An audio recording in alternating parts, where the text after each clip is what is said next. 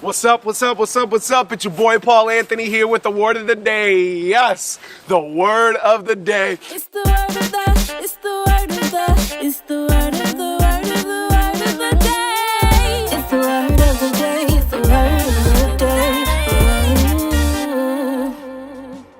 We are traveling all the way to Easter. And with that being said, last week we talked about how Jesus is overcame the world. And the setting is this, that Jesus is having dinner with his disciples and he is talking and sharing with them. And then he goes into this prayer.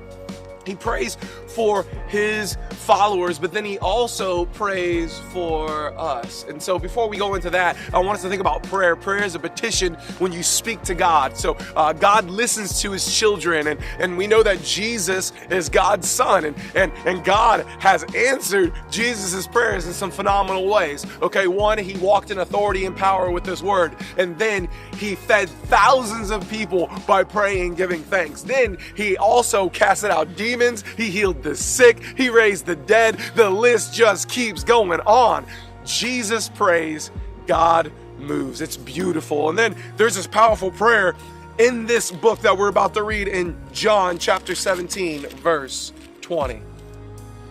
I do not ask these things only, but also for those who will believe in me through their word, that they may all be one, just as you, Father, are in me and I in you, that they also may be in us, so that the world may believe that you have sent me.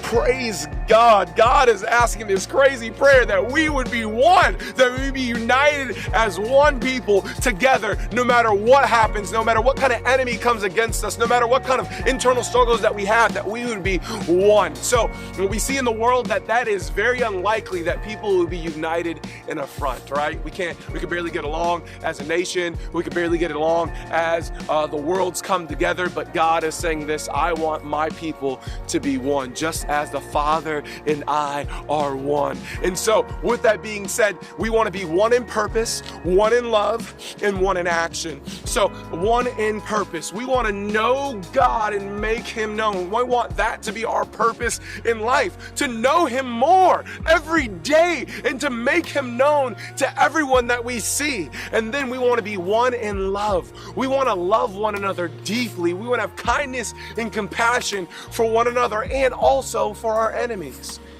One in action. Man, we want to love on the orphan and widow. We want to build hospitals. We want to build orphanages. Man, we want to build shelters for the poor. We want to do things with the word that God has put into our hearts, and we want to implement his love, his kindness, and his compassion to all the world. We are called to be a light and aid to the world, so we must be united as one to do so.